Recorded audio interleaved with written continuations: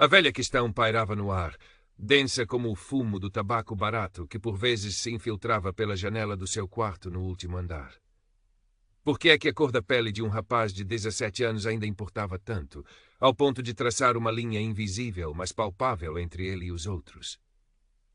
Tiago sentia o peso dessa interrogação não como uma abstração filosófica, mas como um aperto constante no peito. Um nó no estômago que se manifestava com a precisão de um relógio suíço sempre que cruzava os portões da escola secundária Fernão Mendes Pinto. A instituição, com o seu nome de explorador antigo, erguia-se no coração de um bairro lisboeta que para Tiago parecia simultaneamente o seu novo endereço e um território estrangeiro. O cheiro a cera do chão dos corredores, polido até a um brilho baço, misturava-se com o perfume caro de algumas alunas e o odor a laca barata de outras, criando uma cacofonia olfativa que espelhava a confusão social daquele microcosmos. Lisboa, com os seus elétricos amarelos a rangerem queixosamente pelos carris e o Tejo a brilhar ao fundo como uma promessa esquecida, era a cidade da sua mãe, Ana. Fora o refúgio encontrado à pressa, a tábua de salvação a que se agarraram depois da morte do pai os ter deixado à deriva, numa maré de incertezas e dificuldades financeiras. Mas para Tiago, cada novo dia era uma nova tentativa de aperfeiçoar a arte da invisibilidade, de se fundir com as paredes caiadas de um prédio antigo na fronteira ténue entre o seu bairro modesto, com roupa a secar nas varandas e o burburinho constante da vida comunitária, e o esplendor discreto, quase arrogante, das ruas arborizadas onde Gonçalo e os seus pares pareciam reinar com uma facilidade insultuosa. A sua pele escura, rica como o café que a mãe coava todas as manhãs, o cabelo afro que ela tanto se orgulhava de tratar com óleos e pentes especiais, eram como um farol para Gonçalo. Um farol que não guiava para Porto Seguro, mas que atraía a tempestade. Gonçalo era a personificação da arrogância juvenil, um produto refinado de um estatuto social que lhe parecia conceder imunidade e aplausos por tudo o que fazia. Alto, atlético, de uma forma estudada nos ginásios da moda, com uns olhos azuis que pareciam lascas de gelo ártico e um sorriso que nunca alcançava esses mesmos olhos quando se dirigia a Tiago. Os seus comentários começaram subtis, quase como quem testa as águas. Brincadeiras disfarçadas de observações casuais sobre o exótico ou o diferente, ditas com um ar de superioridade condescendente. "Então, Tiago, hoje não vieste de barco?" perguntaram uma vez durante o intervalo, o eco das gargalhadas dos seus seguidores a ferir mais do que a pergunta em si. Tiago limitara-se a baixar a cabeça, o amargo da humilhação a subir-lhe pela garganta, a resposta engasgada a algures entre a raiva e o medo. A sua única réplica fora o silêncio, um escudo que ele esperava ser impenetrável, mas que Gonçalo parecia interpretar como um convite para mais. A mãe, Ana, com a sua força resiliente, de quem já vira marés mais bravas e enfrentara perdas mais profundas, tentava incutir-lhe otimismo e orgulho. "Cabeça erguida, meu filho", dizia-lhe à noite, enquanto lhe afagava o cabelo. "A tua cor é a tua herança, a tua força. Não deixes que ninguém te faça sentir menos por isso." Mas a força parecia esvair-se de Tiago a cada manhã que enfrentava o portão da escola, deixando apenas um vazio preenchido pela ansiedade crescente. Ele via o esforço dela, a forma como se desdobrava em 2 empregos de limpeza para manterem a cabeça fora de água, para pagarem a renda do pequeno apartamento e os livros da escola. E sentia-se um fardo, um peso adicional, incapaz sequer de navegar pelos corredores de uma escola sem se sentir um alvo. As primeiras semanas foram um exercício de mimetismo falhado. Tentava andar encostado às paredes, escolher os lugares mais discretos na sala de aula, aqueles perto da janela onde podia fingir que observava o movimento lá fora, ou os da última fila, onde esperava fundir-se com as sombras. Evitava os espaços abertos do pátio nos intervalos, onde Gonçalo exibia a sua corte de admiradores e cúmplices. Mas a invisibilidade era um luxo que não lhe era concedido. Gonçalo parecia ter um radar afinado para a sua presença, para a sua diferença. Os empurrões acidentais nos corredores apinhados, os cadernos que desapareciam misteriosamente da sua mochila para reaparecerem amarrotados no cesto do lixo da sala, as piadas racistas partilhadas em voz alta, num tom que garantia que Tiago as ouviria, tornaram-se uma constante dolorosa. O ponto de viragem, o momento em que a humilhação se tornou uma ferida aberta e sangrenta, aconteceu numa tarde fria e cinzenta de novembro, nos balneários masculinos após a aula de educação física. O cheiro acre, suor adolescente e desinfetante barato pairava no ar úmido e carregado de testosterona. Tiago estava a apertar os atacadores das suas sapatilhas gastas, ansioso por sair dali, quando Gonçalo e 2 dos seus acólitos mais próximos, Miguel e Rui, o encurralaram junto aos cacifos. "Olha o que temos aqui, rapazes", disse Gonçalo, a voz a pingar um escárnio que lhe era característico. "Perdeste alguma coisa, Tiago? Ou talvez tenhas encontrado algo que não te pertence neste país." Antes que Tiago pudesse esboçar qualquer reação, Miguel, mais rápido e ágil, arrancou-lhe do pescoço o pequeno amuleto de madeira escura que o pai lhe dera antes de morrer. Era uma minúscula canoa, toscamente esculpida, uma promessa de viagens e aventuras que a doença do pai interrompera para sempre. Para Tiago, era mais do que um objeto, era um elo, uma memória palpável. "O que é esta porcaria?" Um bocado de pau velho apanhado na praia. Gonçalo riu, arrebatando o amuleto das mãos de Miguel e atirando-o de um para o outro, como se fosse um brinquedo desprezível. Os insultos que se seguiram foram mais diretos, mais cruéis, palavras que marcavam a pele como ferro em brasa, visando a sua cor, a sua origem, a sua própria existência. "Volta para a tua selva. Pretos como tu não deviam estar a roubar o nosso ar. Se calhar andas a vender droga para pagar essa roupa manhosa." Tiago sentiu o sangue fugir-lhe do rosto, as mãos a tremerem incontrolavelmente. Com um esforço sobre-humano, conseguiu recuperar o amuleto do chão sujo e úmido do balneário, sentindo-se mais diminuído, mais quebrado do que alguma vez se sentira na vida. Naquela noite, o pensamento de não voltar à escola foi mais do que uma tentação fugaz. Foi uma necessidade premente de escapar à dor, à vergonha, à sensação de estar a ser esmagado. Foi nesse estado de espírito, no auge do seu desespero silencioso, que conheceu o Senhor Afonso. Num sábado cinzento e chuvoso, enquanto ajudava a mãe a carregar sacos de compras pela escada estreita e mal iluminada do prédio, cruzou-se com um vizinho do resto do chão. Era um homem na casa dos 60, talvez 70 anos, também negro, com a pele sulcada por rugas que contavam histórias e umas mãos de trabalhador, grossas e calejadas. O seu olhar, porém, era surpreendentemente jovem, percussiente, e pareceu ler-lhe a alma num instante. O Sr. Afonso, carpinteiro reformado, estava à porta de casa a cuidar de uns vasos de gerânios vermelhos que teimavam em dar cor àquele dia sombrio.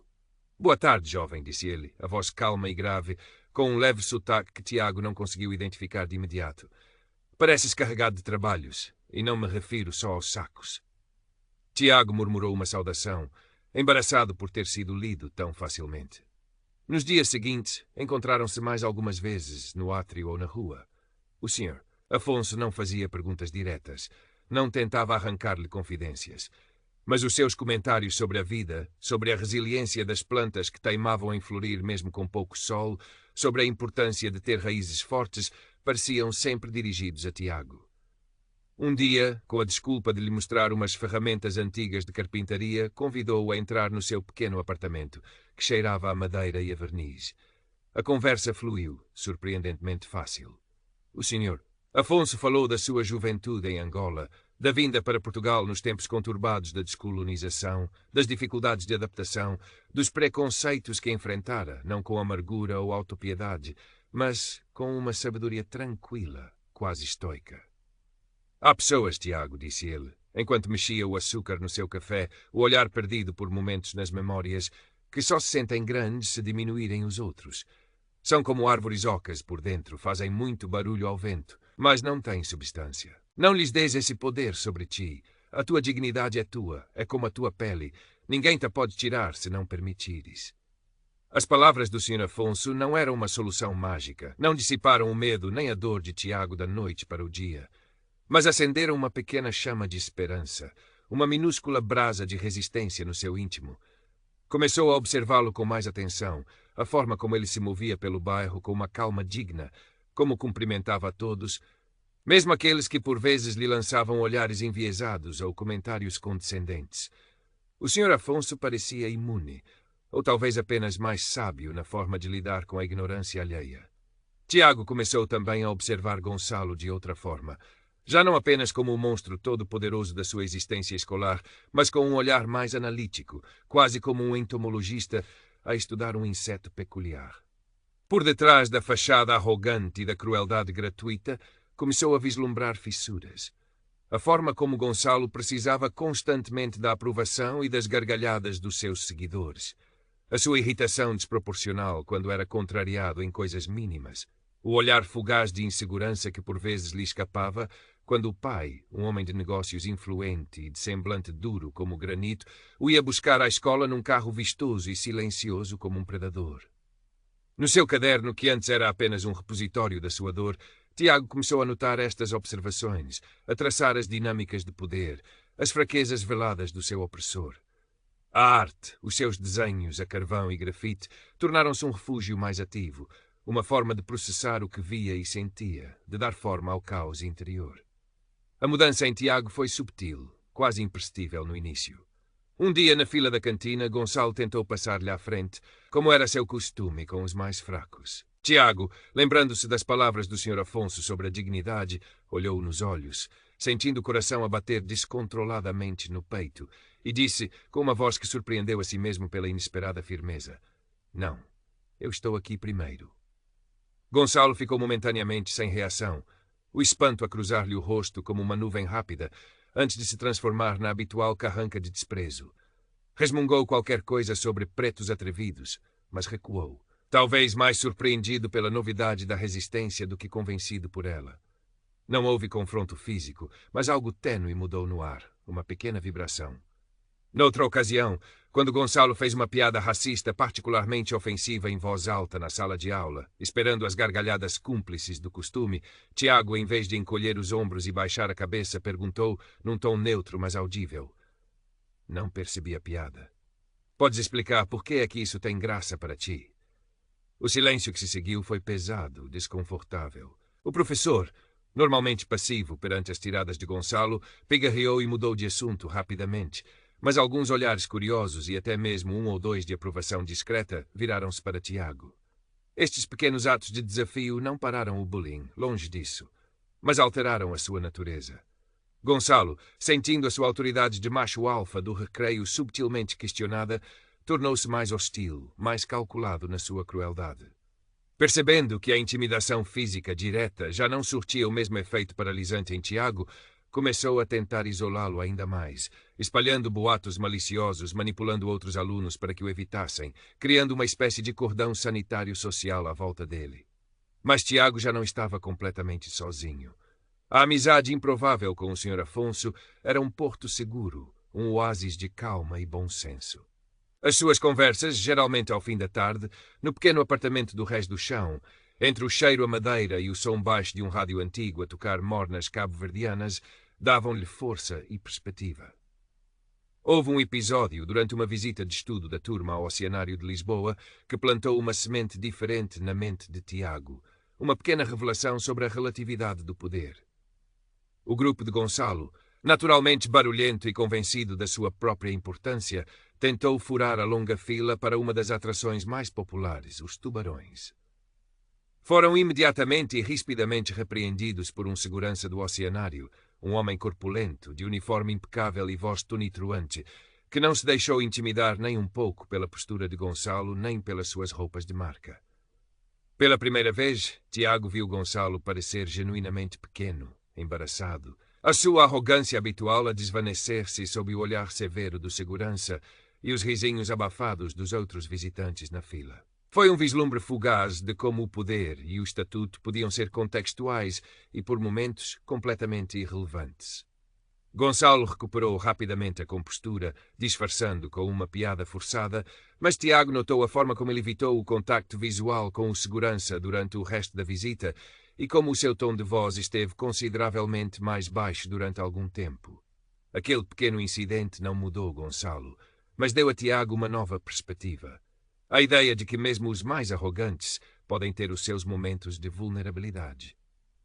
A aproximação da festa de final de período da escola, um evento muito aguardado pela maioria dos alunos, trazia consigo uma tensão palpável para Tiago. Ele sentia, com uma certeza instintiva, que Gonçalo preparava algo, uma espécie de humilhação final para reafirmar o seu domínio antes das férias. Os seus olhares eram mais intensos, os seus sorrisos mais cínicos e prometedores de problemas. O senhor Afonso, percebendo a sua apreensão crescente, disse-lhe numa das suas conversas: às vezes, Tiago, a melhor defesa não é um escudo para te protegeres dos golpes, mas um espelho bem polido. Deixa que a fealdade deles se reflita neles próprios, para que todos a vejam. Tiago ponderou estas palavras enigmáticas durante vários dias.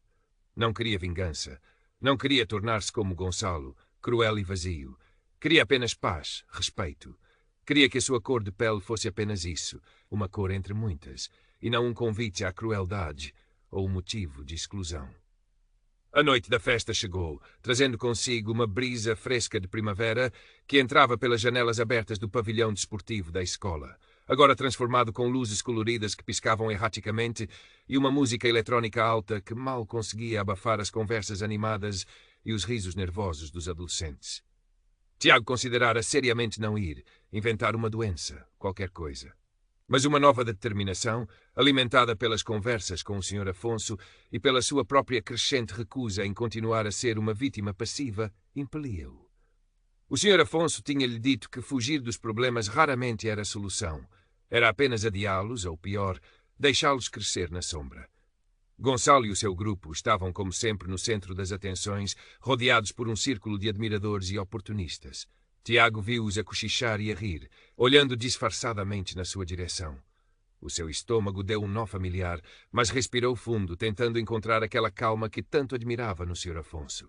Tinha um plano, ou melhor, uma meia ideia, algo que se formara lentamente na sua mente, baseado na observação atenta e num pequeno trunfo que guardara, esperando o momento certo.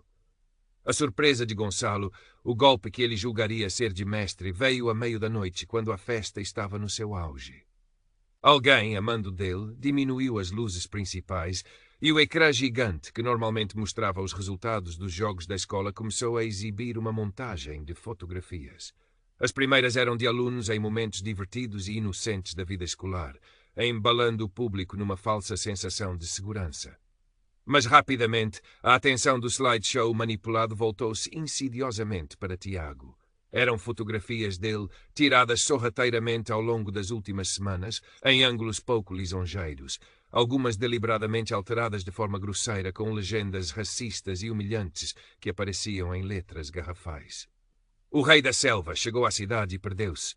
Alguém viu as bananas deste macaco.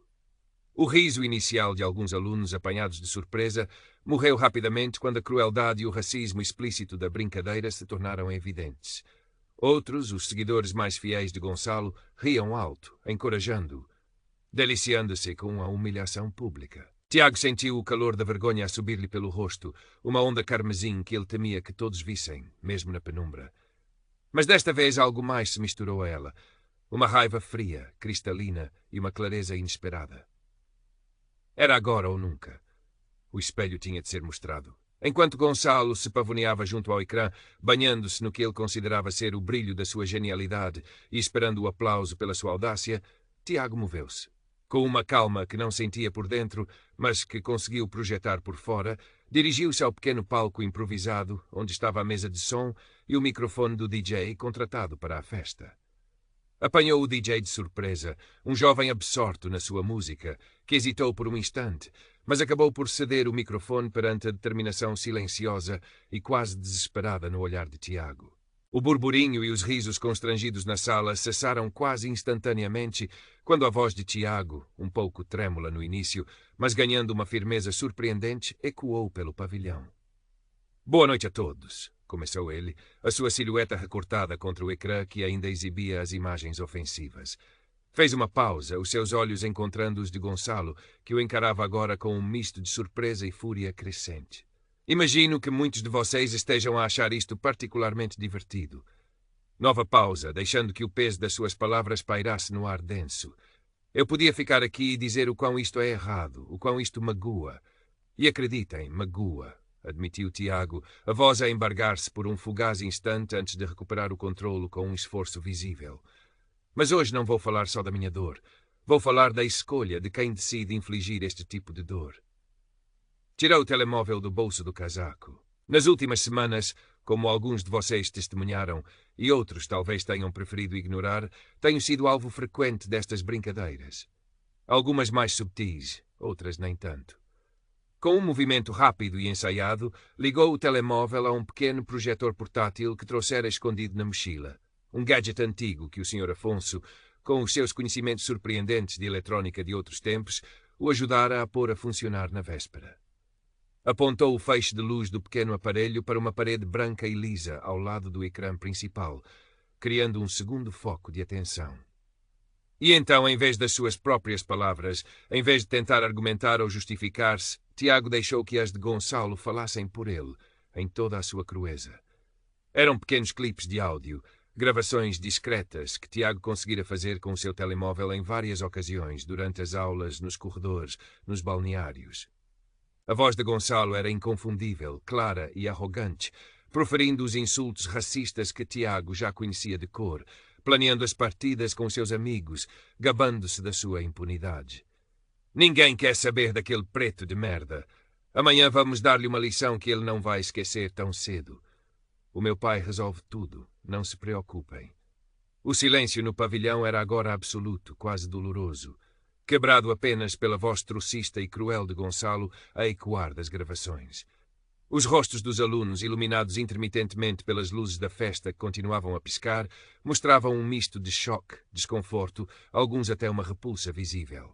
Os próprios amigos de Gonçalo, Miguel e Rui, pareciam subitamente muito interessados nos seus sapatos ou no teto do pavilhão. Quando as gravações terminaram, Tiago desligou o pequeno projetor. O ecrã principal ainda exibia sua imagem humilhante, mas agora essa imagem parecia diferente, menos uma fonte de vergonha para Tiago e mais um testemunho da maldade e do preconceito de Gonçalo. A cor da minha pele não me define como inferior, disse Tiago, a voz agora surpreendentemente forte e clara, ecoando no silêncio carregado. Mas as vossas ações, e aqui olhou diretamente para Gonçalo, que estava lívido, petrificado, definem exatamente quem vocês são. Largou o microfone suavemente sobre a mesa de som e desceu do palco, passo a passo, sentindo os olhares de todos em si. Mas desta vez não eram olhares de escárnio ou pena. Eram olhares de espanto, de respeito hesitante, talvez até de uma nova compreensão. Ninguém se moveu. Ninguém riu. Gonçalo estava pálido como cera, os olhos azuis a faiscar de uma raiva impotente. Abriu a boca para falar, para gritar talvez, para tentar reverter a situação com a sua habitual basófia. Mas nenhum som coerente saiu. Pela primeira vez desde que Tiago o conhecera, Gonçalo parecia ter perdido o guião, parecia verdadeiramente derrotado. Foi o diretor da escola, o professor Matos, que até então assistia à festa de um canto discreto do pavilhão, quem quebrou o impasse. Avançou com passos decididos em direção a Gonçalo, o rosto uma máscara de severidade e desapontamento. A festa, para todos os efeitos, acabara ali. Nos dias que se seguiram, a escola secundária Fernão Mendes Pinto fervilhou com o rescaldo do incidente da festa. Gonçalo foi imediatamente suspenso por um longo período, e a direção da escola, sob pressão não só do professor Matos, mas também de um grupo de pais alertados e chocados com a situação, retirou-lhe todos os privilégios e cargos de representação estudantil. Houve reuniões tensas e prolongadas entre a direção da escola e os pais influentes de Gonçalo, que inicialmente tentaram minimizar o comportamento do filho, falando em brincadeiras de mau gosto ou imaturidade juvenil. Mas desta vez, a influência e o poder econômico não foram suficientes para abafar o escândalo. A exposição pública das suas ações, a prova irrefutável da sua crueldade calculada e do seu racismo explícito, tornara impossível qualquer tentativa de encobrimento. Foi decidido que Gonçalo seria obrigado a frequentar sessões de aconselhamento psicológico e a participar ativamente em programas de sensibilização para a diversidade e o respeito pelo outro. Se isso mudaria a sua essência, só o tempo diria, mas o seu pedestal de intocável fora irremediavelmente abalado. Alguns dos seus antigos seguidores, aqueles que antes riam das suas piadas e o adulavam, começaram a evitá-lo ostensivamente. O medo da associação com a sua imagem agora manchada a superar a antiga lealdade baseada no medo ou no interesse. Para Tiago, a vida não se transformou num conto de fadas da noite para o dia. Ainda havia olhares curiosos nos corredores, cochichos à sua passagem. Mas algo fundamental mudara dentro dele e à sua volta. O medo constante que o acompanhava como uma sombra dera lugar a uma calma vigilante, a uma autoconfiança recém-descoberta. O peso no peito aliviara consideravelmente. Alguns colegas, aqueles que antes desviavam o olhar ou fingiam não ver, aproximaram-se dele nos dias seguintes, uns para expressar uma admiração hesitante pela sua coragem, outros, mais timidamente, para pedir desculpa pela sua passividade anterior, pela sua cumplicidade silenciosa. Um rapaz que costumava andar no grupo de Gonçalo chegou mesmo a confessar a Tiago que se sentia mal com o que acontecia, mas que tinha medo de se opor, medo de se tornar o próximo alvo. Tiago ouviu sem ressentimento, com uma maturidade que o surpreendia a si mesmo, compreendendo a complexidade da pressão de grupo e do medo. A sua amizade com o Sr. Afonso aprofundou-se ainda mais, se é que isso era possível. Partilharam um chá quente na pequena cozinha do Rés do Chão, entre o aroma reconfortante a bolo de fubá que o Sr. Afonso fizera. O velho carpinteiro, com um raro e genuíno sorriso a iluminar-lhe o rosto enrugado, pousou a mão pesada e sábia no ombro de Tiago. Estou muito orgulhoso de ti, rapaz, disse, a voz embargada por uma emoção contida. Mostraste ao mundo, e mais importante, a ti mesmo, que a verdadeira força não está nos punhos cerrados, nem nas palavras que ferem como navalhas, mas na coragem indomável de defender a tua verdade e a tua dignidade. Tiago continuou a desenhar no seu caderno, mas agora os seus desenhos eram diferentes. Havia mais luz, mais cor, mais esperança neles. Retratava o Tejo ao amanhecer, com os seus tons rosados e dourados, os gerânios teimosos do Sr. Afonso que insistiam em florir contra todas as probabilidades, os rostos diversos e multifacetados da sua cidade, Lisboa. A sua pele continuava a ser a sua pele, a sua herança, mas agora carregava com uma nova leveza, com uma dignidade que irradiava de dentro para fora. Sabia com uma clareza adulta que o preconceito não desapareceria por magia, que a luta por respeito e igualdade era uma jornada contínua, uma maratona e não um sprint.